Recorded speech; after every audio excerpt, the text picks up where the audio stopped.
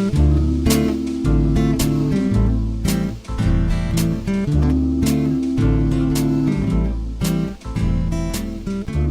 the New Arts and Media Studios in Milwaukee, I'm Charles Purcell. This is The Log. Are you a car person? Because I'm not. Not at all. I think most people, a lot of people, they kind of enjoy their cars. They're kind of into them. Some people are really into cars. I've never really been a car person at all. The closest I came was when I was a kid and I bought my very first car, and it was a Ford Mustang. And so I was pretty excited about that. But since then, it just get me from A to B. I don't care. And the last couple of years here in my semi-retirement, I don't really drive very often, and I'm pretty happy being a non-driver. I still have a car. I considered for a while just getting rid of it because I live in a city. I can get where I need to go, either by walking or biking or busing. So anyway, I'm not a car guy. But I've been thinking about them lately because I've come across a few articles, a couple having to do with safety and the idea that driverless vehicles are going to be safer. And then right along with that, sort of hand in hand, thinking of the future of the car, well, they're all going to be electric. And I just have concerns about all of this. Let me start with my bottom line and then see if I can think out loud about this. My bottom line is, I think we're going about this all wrong. We're thinking of the car, especially the individual, the one person in the car. We're thinking about that as just sort of the de facto model. Like we can't think any other way. Well, that's what we like. We like the freedom of the car. We like each one of us to have our own car. And so as we look to the future, whether it's in automated cars, self-driving cars, or electric vehicles, or both, because really that's our future, we're looking to the future, but dragging along this really old-fashioned idea that we're all going to have our own car. It's just not going to work. Well, let's start with the self-driving cars.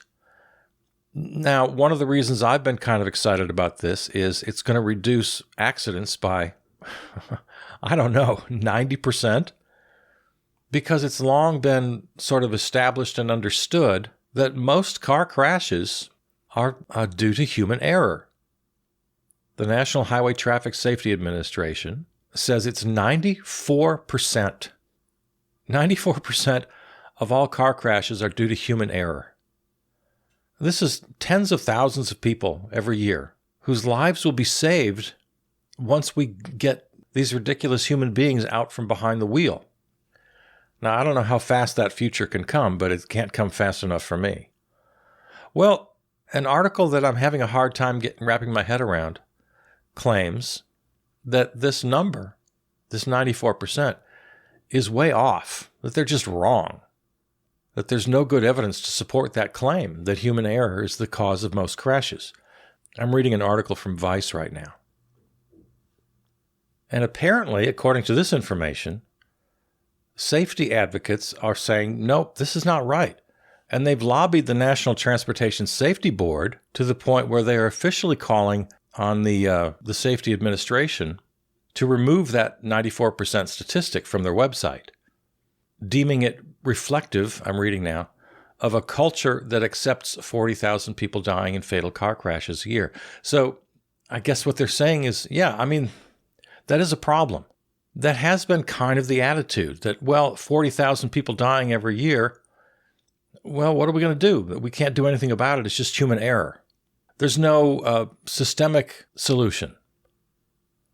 According to this article, that 94% number comes from a 2015 survey of crash reports, and they found that human action was the last failure in the causal chain of events leading up to the crash, a quote from the report, but that it is not intended to be interpreted as the cause of the crash. This makes sense, as it is simply the way car crashes work. Humans are driving, so the last action before a crash is probably the human doing something. But that means absolutely nothing for what actually caused the crash. To make such a determination, it would require a thorough investigation by qualified inspectors or from a local police department. Very few crashes undergo such thorough investigations, making it easy and convenient to blame human error for everything, when other factors like road design, excessive speed limits, or weather conditions may have been more important. All right, now this is the part of the article that really concerns me, because they don't go any further than that. All right, if it's not human error, then what is it? Well, they list these other factors, as I've just read, but then they don't take any kind of deep dive into any of these at all. In fact, they just go on to criticize that 94% number. But let's spend some time here where the writer of this article didn't. I wish they had given us a paragraph or two on each of these other factors. Road design causing accidents. Now, this is something that there's a guy here in Milwaukee, Jordan Morales. I've met him once or twice, and this is one of his real concerns. He's on the board of directors of the Sherman Park Reckless Driving Commission here in the area. And he's a great advocate for the infrastructure of roads and making them safer. And he makes a very good case. And I've heard him speak on the issue, and I've read many of his articles. But I still find it very hard to believe, and Jordan might argue with me if he were here right now, but how much of a bite are you going to take into that 94% number? Of all the crashes, how many? Give me a percentage. Maybe he could. Maybe I should call Jordan and get back to you on this. But this article doesn't even guess what percentage you would blame road design on. Is it 10%, 20, 30, 40, 50? I don't know. But I've been driving all my life, and you've been driving most of your life, right? And even though we can point to some issues of road design, oh, well, there's an intersection here that you can't really see around the corner. You don't know if anybody's coming. There should be a stop sign there. You know, I'm sure you could find lots of examples like that. But in all my years of driving, if I come across a curve in the road or an intersection where I can't see well, I take extra caution and I slow down and I look, you know. It still comes down to driver behavior. There's lots of talk here in Milwaukee about reckless driving because it's become a really bad problem.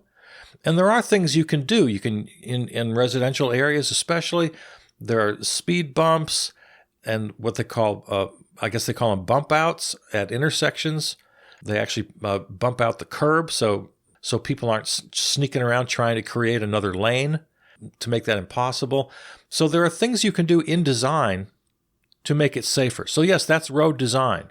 But so many of these design ideas are aimed at discouraging bad driving. So it still comes down to the driver. So even though the road design can help, bottom line, it's still bad driving. You can't blame bad road design just because it didn't go far enough in discouraging bad driving. You see what I'm saying? So I don't quite get it. Okay, the other factors. He said road design, which certainly has merit, but I don't see how much of a bite it takes out of this 94%. Then they say excessive speed limits. Okay, so lower some speed limits. I guess you could do that. But there again, it's up to the driver. It's the driver's responsibility to drive according to conditions. And just because the speed limit is 65 doesn't mean you have to go 75, because I'm sure you've experienced this as I have. Nobody's at the speed limit. Everybody's at least 10 miles over. Some people 15, 20 miles over. So I suppose lowering speed limits might help. People already ignore them. They'll continue to ignore them. But at least if you drop it from 65 to 55, maybe the people going 85 will slow down to 75. I mean, you see the problem here. All right, maybe there are excessive speed limits in some places. Maybe that is part of the solution. But once again, it comes down to the behavior of the drivers. So I don't know how much of a chunk that takes out of the 94%. And then weather conditions. Just give me a break. Weather conditions. There's nothing we can do about weather conditions unless you want to, in the wintertime, in certain areas of the country, if you want to employ half the population to be out plowing snow and salting streets and just staying ahead of every storm. Once again, driver behavior. Most of the time, you shouldn't be out there in the first place. And if you somehow have to be because of your job, well, now we got other problems to talk about. I've had jobs where my bosses expected me to come out and drive in very dangerous conditions. This is very common. How many jobs have you had like that, where you can't just call in and say, "Oh, sorry, it's snowing too hard. I don't think I should go out." It has to be really extreme in most cases. That decision isn't up to you. That decision is up to maybe the state calling some big emergency. And ultimately, in this world we live in, let's be real, your employer makes that call. Your employer is the one who's going to decide. No, I think it's safe enough for you to come in. I expect to see you. I've been in that position. I'll bet you have too. Plenty of times. When I was expected to drive to work under conditions that I felt were unsafe. So this article just leaves me terribly dissatisfied. I mean, 3 cheers for my friend Jordan Morales here in Milwaukee. A great advocate for better road design. I think that's fantastic. I don't know how much of that 94% number it's going to chip into at all. Some, yeah. And even though the gist of this article is to say that now that number's too high, it's wrong, it's not human error, I'm certainly not convinced that the great majority is still human error. And even if you drop it down to 50%, that's still, what was the number I read earlier from this article? 40,000 people dying in fatal crashes every year. So even if we cut that in half, which would be fantastic, that's still 20,000 people a year. And we're just going to be okay with that? So, in my non-expert opinion, just sort of looking at this, I'm still very happy to have automated vehicles, self-driving vehicles. And then only time will tell. If we ever get to that point, and various experts will give you different opinions about, well, this is never really going to happen, or it's going to happen sooner than you think. I don't know. Let's see who turns out to be right on this debate. I'm just hoping, this is hope, this is not a prediction, this is just my hope, that we get to self-driving automated vehicles way sooner than later. And then we'll know. Then we'll see how the fatal car crash numbers go down. I'm hoping it'll be plenty. All right, so the second part of this conversation, I got cars on my mind today, and that's the electric vehicle. Now, I want to be very careful here because I don't want to line myself up with the naysayers, many of whom come from the fantasy world where global warming is a hoax and we really don't have to, I don't want to align myself with them. But I do have some very serious questions. I'm reading now from Earthworks, Fact Sheet, Battery Minerals for the Clean Energy Transition.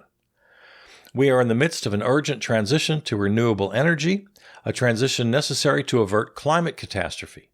Yet clean energy infrastructure requires minerals that are dug out of the ground: lithium, cobalt, and nickel, key minerals used to make the lithium-ion batteries used in electric vehicles, EVs, are of principal concern.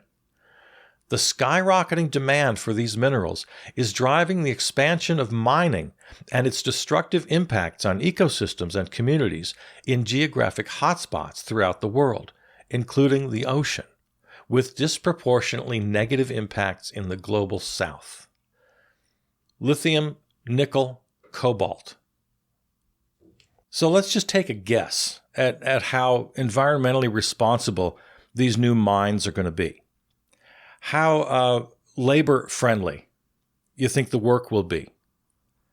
You think this is going to be well-paid labor? You think it's going to be safe?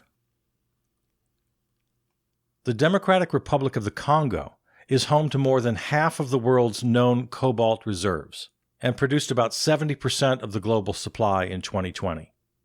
Reading from The Atlantic here. With little oversight and few safety measures, The mining industry in the Congo is notoriously dangerous.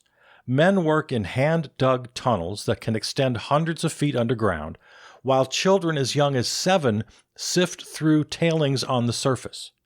Wages are poor, cave-ins are common, and the long-term health effects of the work, including chronic lung disease caused by inhaling dust, can be deadly. Some can even be multi-generational. A recent study in the Congo that was published in The Lancet found that men who worked in mines were more likely to father children with birth defects than those who did not. So that's the reality of this. We take all this pride in doing the environmentally responsible thing, and we have our beautiful, shiny electric vehicles as these trophies of our virtue, but this is what it takes. Reading again from this Earthworks page regarding nickel mining and refining, devastating cases of damage to freshwater and marine ecosystems have been documented in Canada, Russia, Australia, Philippines, Indonesia, Papua New Guinea, and New Caledonia due to nickel mining and refining practices. The impacts of cobalt mining.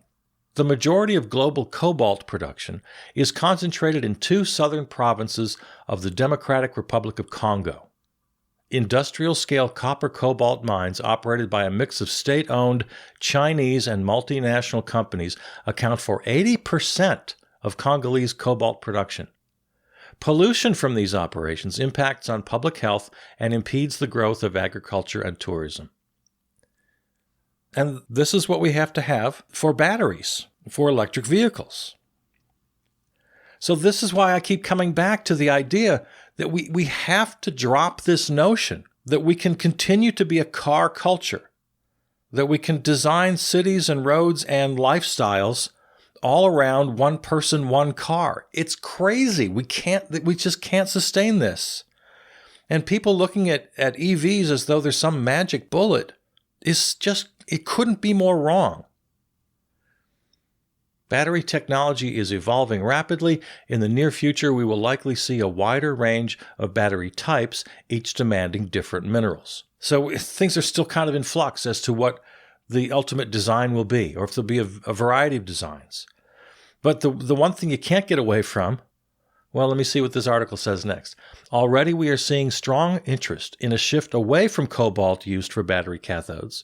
Yet while this would reduce cobalt demand, it would increase nickel or lithium demand. Such a shift would also have implications for future recycling efforts, given the relatively high value of cobalt. So we're just, God bless the innovators. Some people want to put all of their eggs in the innovation basket. Well, there are going to be inventions and things that we can't even imagine yet. They're going to create such a wonderful future. I'm not willing to put my eggs in that basket. This is way too risky, especially when we have alternatives right in front of us. But, and we come up against this wall all the time. When the alternative is less rather than more, nobody wants to hear about it. All anybody wants to hear about is how your lifestyle continues to get more and more consumption-based, and we're doing more, we're traveling more, the economy is always growing. And it's the only way we have a future is if we turn that on its head. We can't have economies that continue to grow and grow. We can't have lifestyles that continue to consume and consume. We have to draw this back. And even if I was more sympathetic to that idea, well, look at this great technology. We can just continue to have more and grow, and it's not going to cost us the environment. Well, there's just some things you still can't escape. And one I've already alluded to, it puts workers all around the world in this position of doing very dangerous, dirty mining work. And if you think somehow we can do that from a labor perspective, if you think we can do that somehow in a new way, that the work is safe, that it's paid well, that people are fulfilled, okay, congratulations. You have a much bigger imagination than I have. What I see is hard labor from oppressed people. Let's just be honest about it. And then you get this weird sort of Stockholm syndrome, like all the mining families in West Virginia. Well, this is our heritage. Such BS that is. Yeah, let's get black lung disease. Let's all die early. Let's live these brutal, short lives. But since it's all we've known for generations, well, we'll latch onto it. It's nothing but Stockholm syndrome. So I just see a continuation of that. And according to the experts, they're all over the map. Ask 100 experts, you get 100 different answers. But they're not sure even how long these minerals will last. The cobalt, the lithium, the nickel. Some estimates have it as low as like maybe 10, 20 years. Others put it up at like 350 years. So that's the range. But I don't care who's right or who's wrong. If it's 10 years or 350 years, it's one of those or it's somewhere in between. But the point is, it's a limited resource. It's not there forever. Well, if the 350-year guy is right, then that gives us an awful lot of time to figure out what's next. I'll hand you that. But I don't know who's right on this. It seems to me the consensus is, the 350 is kind of an outlier. The consensus is it's definitely a limited resource. And under our global corporate capitalist system, with all of these mines churning out very valuable commodities, right? Because these are the most valuable commodities now. First it was whale oil, and then it was petroleum, and now it's going to be these minerals for the batteries. So, of course, they're going to be robber barons. They're going to be huge moguls in the nickel business, in the lithium business. In another few years, one of these guys will have a big foundation and be naming museums after him because he's a lithium miner. So we still have this awful capitalist oppressive global system under which all this operates. So we have people doing horrible, dirty, dangerous work, dying because of it. We got the owners and the CEOs making millions and billions, companies making trillions. It's the same old story. We got the haves and the have-nots because EVs are not going to be universal. They're not going to be global anytime soon. So it just perpetuates old systems. And we don't even know how long the resources will last. It could be in 20, 30 years, we're just all standing around looking at each other thinking, well, what did we do here? Now is the time. Now is the time to reverse this ridiculous forward attitude we're always having about the economy, about production, about growth. We got to get away from the idea of individual cars, one person, one car. It's crazy. It's just unsustainable. It can't work. We have to move to public transportation. And just, let's face it, just less transportation. Let's redesign cities that don't need a car. And yes, it's still available as one piece of the puzzle. If you want to hire a car to go out in the country and have a picnic, okay, there's room. There's room in the world for that, of course. But to live in a world that is made possible only by the one person, one car, that world just has to simply go away. Where everybody's out in some suburban cul-de-sac and grandma's out in the country, and every time you leave your house, it's by car. We have to redesign cities and towns to be walkable and to be centered on public transportation rather than private transportation. It's really the only answer. And we have to get on this right now, today. But still, we're not doing it. We're still building housing that's completely inappropriate. The work-home relationship, the pandemic put a little dent in that. We have to really start exploiting that and moving in that direction where we're not expected to commute to a job for half an hour every day. This has been crazy for years, for decades. And some people have been just crying into the wind. Please, can we redesign how we live our lives? Please, can we redesign how this economy is supposed to work? An economy driven by consumption and a designed landscape where its design has been entirely dictated by this assumption of one person, one car. That's where we've been, and it's still where we are. And that's what has to change. You can't take these two assumptions, consumption-driven economy and one-person, one-car landscape design. You can't take those two huge assumptions and just plop in electric vehicles and automated vehicles. You can't. It doesn't work for so many reasons. Apparently, Idaho, the state of Idaho, is a hot spot for cobalt. And there are huge mining interests popping up out there. But there again, lots of question marks. They're bending over backwards, working with the EPA. What they're claiming to be able to do, and I guess I don't doubt their sincerity, but let's be real. They're claiming they can extract all the cobalt they need until they've gotten every ounce of cobalt out of the place, and then refurbish the land to the point where in a few decades you're not even going to know there was ever mining happen there. That's their PR. And maybe they even believe it. I mean, let's give some credit.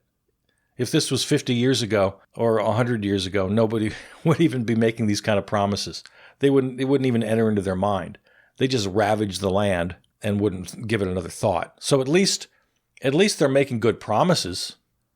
But there again, so many questions, so many unknowns about the future of the technology.